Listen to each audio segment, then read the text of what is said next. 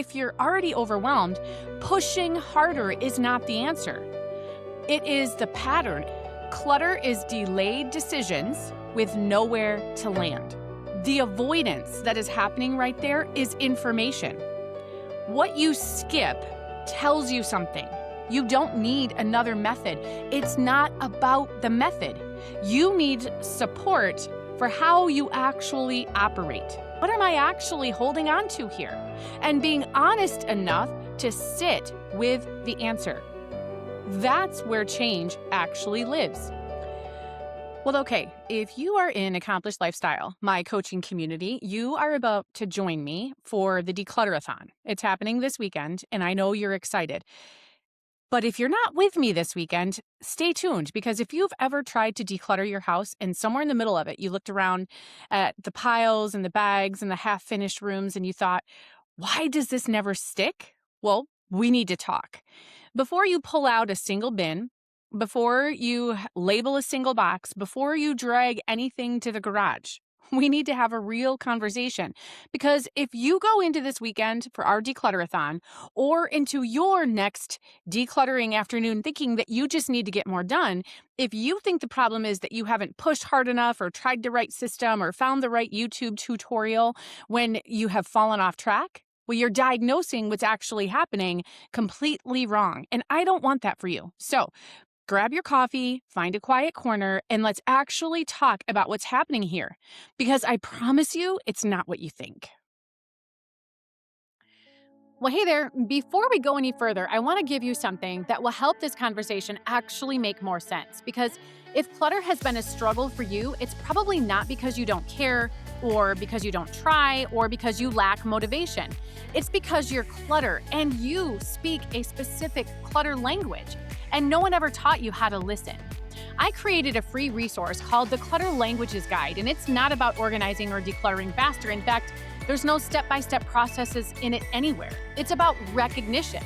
And as you read through it, you'll start to see why clutter shows up the way it does in your life and what it's holding, what it's protecting, and what it's been asking from you. You might recognize yourself in one language. You might see pieces of yourself in several. That's totally normal. This isn't some sort of test. There is no right answer or one right language, and you don't need to fix anything yet. Understanding comes before fixing. Fixing and momentum can come later. You can download the free guide at clutterlanguagesguide.com or using the link below. And I want you to approach it slowly. Don't take any action, but just notice what lands. What makes you say, oh, that's me? This will indicate your clutter language, because when you understand the pattern, the shame can soften. And when the shame softens, then change becomes possible.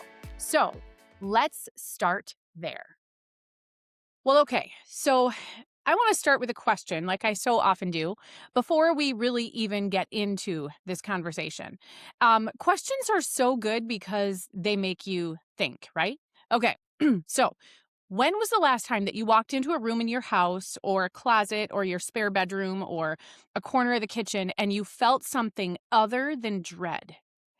For a lot of the women that I work with, the answer is, I can't remember. And I think that matters. I know that matters because we've trained ourselves to either avoid the hard spaces entirely or to power through them with your jaw clenched, just trying to get it done as fast as possible before we lose momentum. And neither of those is the right answer. The answer is somewhere that we haven't gone yet, and that's what today is all about. And so here's what I want to do today. I want to walk you through exactly how to approach decluttering differently so that you don't just clear some space in your closet and feel good for a few days. I want you to actually change the pattern, the one that keeps putting you right back where you started. Because if you have ever decluttered before, and I'm assuming that most of you have, you know that feeling, right? You spend a whole Saturday going hard. You fill the bags and you feel relief. You stand in the middle of the room that finally has some breathing room and you think, this time it's going to be different. And then 6 months later, you're standing in the same room, looking at the same kind of mess, wondering what is wrong with you. Nothing is wrong with you, but something is wrong with the approach. And that's what we're going to fix today. So I want to set the tone for this conversation before we get into anything else, because the tone matters more than the tactics. There is a time to push. There is absolutely a time to go all in on your clutter, to burn the candle, to do the hard things, and to get it done. This conversation is not about that. And our declutterathon this weekend is not that either. This is a totally different thing. And this might surprise you that we're not just about going gung ho on a declutterathon weekend. You might have been gearing up for this kind of a weekend, right? You might have mentally committed to getting through as much of the house as you could, as many closets, as many drawers, all the flat surfaces that have become a landing strip for almost everything that you don't know what to do with. And I get it. That energy is not bad energy. But here's what I know about the women who come into my world. You already live in push mode. Every single day, you're trying harder, you're doing more, you're waking up earlier, you're going to bed later, you're squeezing more into every gap. The problem is not that you haven't pushed hard enough. The problem is that pushing harder is the pattern that's actually gotten you here. You push until you crash. You reset and you push again. You run on adrenaline and guilt and the fear of falling behind. And then when you finally do fall behind, you decide it's because you didn't try hard enough. And so you push harder next time. Do you see the cycle? This weekend or the next time that you host your own declutterathon yourself, I want you to move through it in a way that your life can actually support. Not the life that you wish you had, not the life where your energy is limitless and no one needs you and you have 6 uninterrupted hours to work. What I want you to do is I want you to experience progress inside your actual life. Because here's the truth. If you're already overwhelmed, pushing harder is not the answer. It is the pattern, and the pattern is exactly what we're here to interrupt. So before we talk about what this weekend actually is, I need to ground you in something first. You have already been doing the work, okay? I need you to hear that. Because one of the most exhausting lies that shows up in this space, in the decluttering space, in the self-improvement space, in the life coaching space, is that you need more information before you can start. You need the right system. You need the right method. You need the right podcast to finally explain it in a way that clicks. And I'm about to say something that might sting a little, but I say it with all the love in the world. You do not need more information. You do not need more input.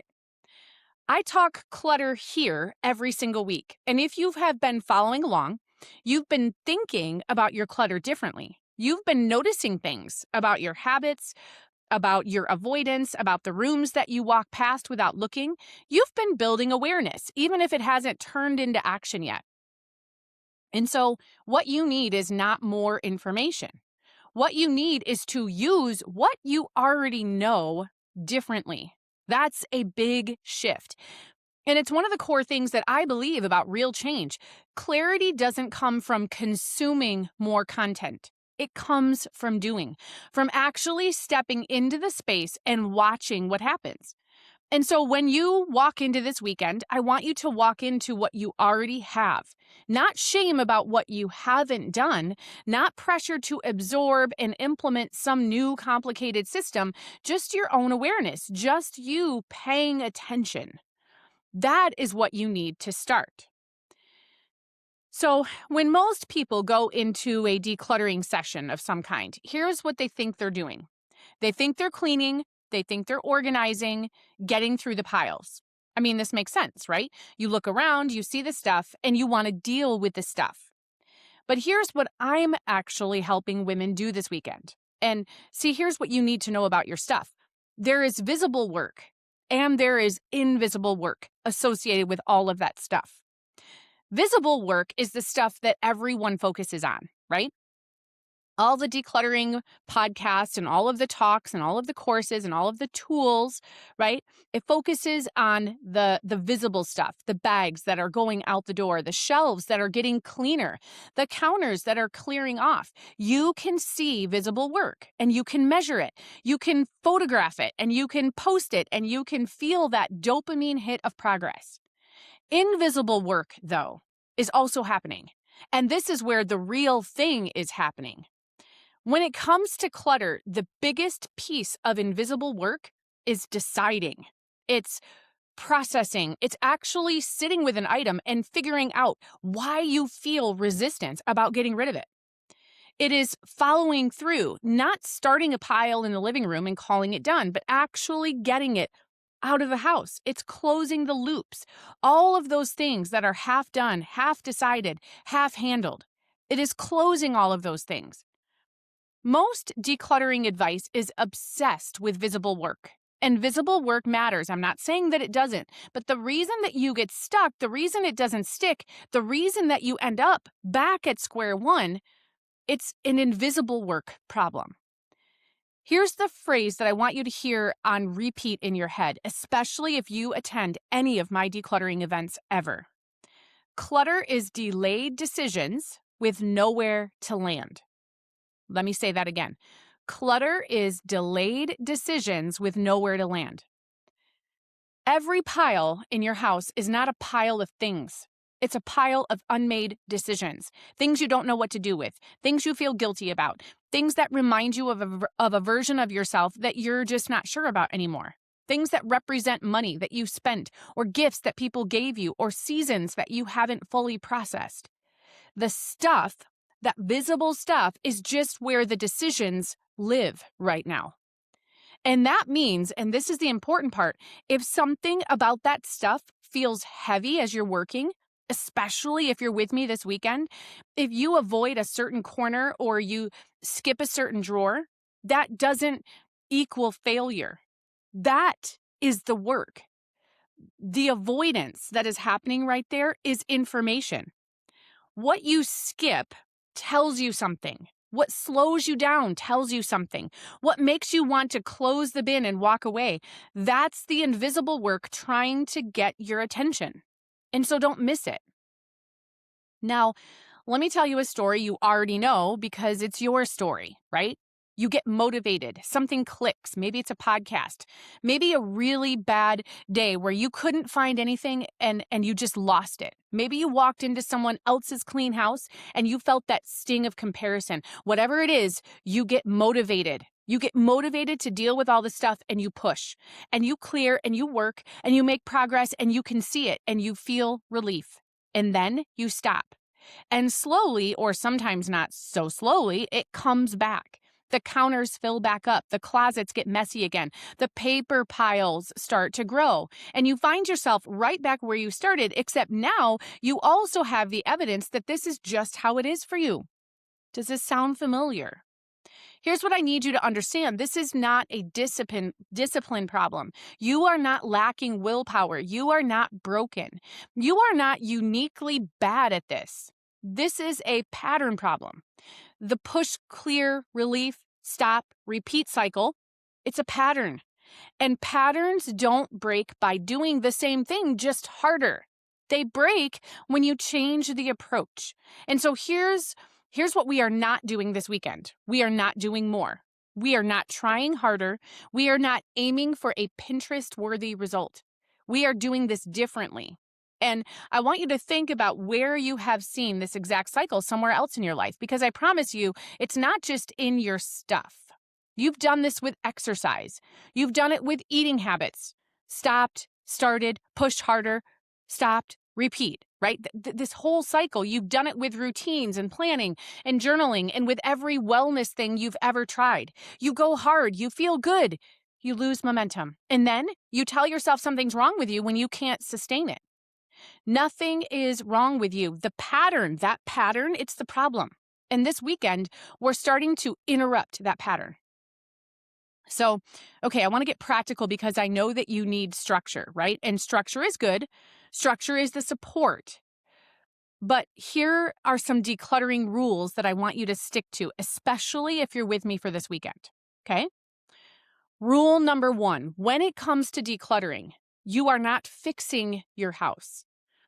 Okay, you are not in this to produce a perfect result. You are not in this to get through every room or hit some arbitrary number of bags that you filled. You are in this to observe your patterns while you work. That's a completely different goal, and it changes everything about how you show up. Rule number 2, you're going to choose the next time you work, especially if you're with me this weekend, you're going to choose one area, not the whole house, not the 3 rooms that bother you the most, one area, a closet, a kitchen counter, a corner of a room, something that has been bothering you. Don't overthink it, just pick one. Rule number 3, you're going to use 3 simple decisions. These are the decision filters that you're going to work with. An easy yes, meaning this stays. Easy no, this doesn't stay in my life right now. And the third one is not now. That's the whole decision. That's the whole decision system for this weekend. Something, again, is an easy yes if it's useful, if it's meaningful to you in this season, if you use it. And if keeping it is obvious, that's an easy yes. Easy no means it goes. Not now. This is for the things that have weight. The things that when you pick them up, it feels complicated. The things that you're not sure about that are tied to something bigger than just a bag of donations. And here's what I want you to notice. The not now pile, it's just data. So don't shame yourself for having one. Don't power through it just to prove you're not avoiding it. Just notice it. Because what lands in that pile, what feels heavier than it should, is not about the item. It's about your pattern. Rule number 4 is to notice. As you're working, notice what slows you down. Notice what you skip. Notice where you want to walk away. Notice what you pick up and hold for a second and then put right back down. None of that is failure. All of it is information. Now, I have done this work long enough to tell you, if something feels heavier than it should, it's not the thing. It's what the thing represents. It's a decision that has been avoided for a long time, or a feeling that you don't know what to do with, or a season of life that you haven't fully closed yet, or maybe you don't want to. And that doesn't mean that you have to psychoanalyze every single item that you pick up, but if something stops you, just pause for a second and ask, what's actually going on here? That question is more powerful than any bin label that I could give you. And here's where I want to be really honest with you. I could give you the perfect system. I could give you the exact step-by-step sequence, the right bins, the perfect labels, the hour-by-hour schedule, and you might go out and you might have an incredible weekend of decluttering. There's bags that have been removed, rooms are breathing, and you have Instagram-worthy results. And then life will happen. The kids will come home, your work will pile up, you'll have a hard week, and 3 months from now, you'll be standing in that same place wondering why it all came back. Because here's the truth that nobody wants to say in the decluttering space. You don't need another method. It's not about the method. You need support for how you actually operate. Well, hey there. Before we go any further, I want to give you something that will help this conversation actually make more sense. Because if clutter has been a struggle for you, it's probably not because you don't care, or because you don't try, or because you lack motivation. It's because you're clutter and you speak a specific clutter language, and no one ever taught you how to listen. I created a free resource called the Clutter Languages Guide, and it's not about organizing or decluttering faster. In fact, there's no step-by-step processes in it anywhere. It's about recognition. And as you read through it, you'll start to see why clutter shows up the way it does in your life, and what it's holding, and what it's protecting, and what it's been asking from you. You might recognize yourself in one language, you might see pieces of yourself in several. That's totally normal. This isn't some sort of test. There is no right answer or one right language, and you don't need to fix anything yet. Understanding comes before fixing. Fixing and momentum can come later. You can download the free guide at clutterlanguagesguide.com or using the link below. And I want you to approach it slowly. Don't take any action, but just notice what lands. What makes you say, oh, that's me? This will indicate your clutter language, because when you understand the pattern, the shame can soften. And when the shame softens, then change becomes possible. So let's start there. So I think the best way that I can say this more clearly is to give you an example. So I'm going to share with you someone that I coached. I'm calling her Sarah. That's not her real name, okay? She came to me having done every decluttering challenge you can imagine. She had done the ones where you get rid of one item on day one and two items on day two. And by the end of the month, you've theoretically removed hundreds of things from your house. She had done the big overhauls. She had done the closet purges and the garage overhauls. She was not someone who lacked motivation. She was not someone who didn't care. But every single time, without fail, the stuff came back. And when we started working together, the first thing I asked her, it wasn't about her systems and it wasn't about the method that she used to get rid of the stuff. It wasn't about her bins or her labels or, again, the process. I asked her what she was avoiding, and she got quiet. She didn't know how to answer it. But then she said something that I have heard in about 100 different ways from 100 different women. Here's what she said. I think if the house is a mess, then no one can expect too much from me.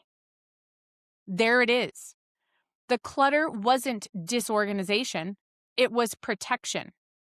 It was a way of staying below the radar, of not having to show up fully, of not having to do the hard things, of having a built-in excuse for why things weren't farther along. In her house, with her weight loss, and honestly, in all kinds of different ways in her life. Once she saw that, everything changed.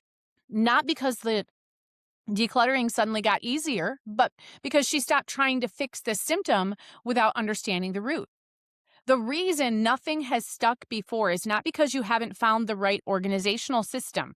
It's because the clutter was never the problem. It was always the symptom. Clutter is the physical evidence of decisions that have been delayed or avoided or made under pressure and then abandoned. It's what happens when your capacity is too low and your demands are too high and there's no real structure that's supporting you. So yes, decluttering matters. The work that we're going to be doing this weekend together in Accomplished Lifestyle for our declutterathon, that matters. What you do with your physical space matters, but what matters more is what you notice about yourself in the process. Because if you change how you decide, if you change how you follow through and how you close loops, then the clutter doesn't come back. If you don't change those things, it will every time. I believe in real life over ideal life. I believe in structure that supports you, not structure that suffocates you. I believe that sustainable change is the only kind of change that's worth building. And I believe deeply that you, every single woman who is listening to me here right now, is capable of this. But it's not because you're going to push harder or be more disciplined or finally find the motivation to get it done, but because you're willing to finally see yourself clearly inside the process. And that changes everything. Now, I want to take a second before I close to tell you something about where this comes from for me, because I didn't figure this out from reading books. I figured it out by living it. There was a season in my life where I was the queen of the reset. I was always starting over. I was always going hard for a few weeks, feeling as though I had finally turned a corner, and then watching it fall apart. And I kept thinking, if I just tried harder, if I just found better systems, if I just cared more, then it would finally stick. What I eventually understood, and what took me a long time to be honest about, is that I was treating symptoms, not problems. And I'll be real with you about one of those symptoms because I think a lot of you will recognize it. For a long time, I poured a glass of wine every single night at the end of my day, not because I drank too much, not because I had a problem by anyone else's definition, but because it was my escape. It was my signal that I had made it through the chaos of another day. It was the only thing that felt like it let me breathe, something to soften the sharp edges, something to slow down my racing thoughts, and to help me not care so much about everything that hadn't gotten done. And for a long time, I thought that was just how I coped. But over time, I started to notice the pattern. There's that word again, right? It wasn't really about the glass of wine. It was about what I didn't want to feel. It was about the stress. It was about the loneliness. It was about the frustration, the quiet disappointment in myself and in the seasons of life that weren't going the way that I had hoped. I wasn't chasing a drink, I was chasing relief. And when I finally got honest about that, when I stopped fighting the behavior and started asking about what was underneath it, everything shifted. That one honest question, what is actually going on here, opened up more change in me than any system or challenge or reset ever had about decluttering, about weight loss, about how I felt every day, about everything. Because it was never about that glass of wine. And the clutter, it wasn't the problem either. The burnout wasn't the problem. The weight that I carried for more years than I cared to think about. None of those were the root. They were all the same problem wearing different clothing. They were all places where I had avoided something real, where I had delayed a decision, where I had chosen short-term relief over long-term clarity over and over again until the avoidance had a body and it lived in every room in my house and in every corner of my life. And the way out wasn't to attack each one of those symptoms one by one. The way out was to look honestly at what was underneath. That's the work. And it's not dramatic. It's not going to come to you in a breakdown moment. It's not some big transformation event that you'll be able to point at and say, that's when everything changed for me. This understanding, this clarity, when you ask that question and get honest, it's what happens on a Tuesday afternoon in a closet holding a sweater that you haven't worn in 4 years, noticing something about letting it go because it feels bigger than it should, and getting curious about why does that feel bigger than it should? Why does this feel so hard? Getting curious about that instead of just pushing through it and asking yourself to put the sweater in the bag. That's where the transformation shifts. It's asking yourself while you're standing there holding the sweater, what am I actually holding on to here? And being honest enough to sit with the answer. That's where change actually lives. That's how change happens. It's not measured. It doesn't happen with the amount of bags that you fill. It happens in the moment that you stop. You ask yourself questions and you actually see yourself. So here's where I want all of this to land. This weekend is not about proving something. It's not about finishing. It is not even about doing it perfectly or getting through every room or having the before and after photos to show for it. Those are great. But that's not what this weekend is about. This weekend is about finally seeing yourself clearly inside the process. It's walking into a space that has held stress and avoidance and delayed decisions for years and being honest about what's there. Not just the stuff, not just what's on the shelves or in the bins, what's in you. Because once you see the pattern, once you understand what's actually happening, then you can change it. Once you understand what's been driving that cycle, you can interrupt it. You can interrupt that pattern, not by pushing harder, but by showing up differently, because you actually understand what you're dealing with. And that is what I want for you this weekend or the next time that you try to clear the clutter on your own. It's not about having a cleaner house. It's about having a clearer you. So if you are joining me for the Declutterathon this weekend, here's what I need from you, okay? And if you're going to do a decluttering on your own, same thing. You need to come in willing to be honest, not willing to be perfect, but willing to be honest. Bring your awareness, not your pressure. Choose one space. You're going to be using our 3 decision filters and pay attention to what you notice. That's it. That's the whole assignment. And again, if you're not joining me for the Declutterathon, if you're just listening to this on your own while you're on a walk or folding laundry or sitting in a parking lot waiting for a kid to come out of practice, start getting honest with yourself now. And start planning for when you are going to actually approach decluttering differently. You pick one space, not to fix it, not to get through it, but to watch yourself in it. Notice what slows you down. Notice what you skip. Notice what feels heavier than it should. And that noticing, that's the beginning of real change. It's not about the clearing, it's about the seeing. And if you're ready to have progress actually happen, then you're ready to actually start with the seeing. So I look forward to seeing so many of you this weekend for our decluttering. And all you've got to do is show up ready to do the work. Yes, but show up ready to do the real work. And that's what we talked about today. So happy decluttering.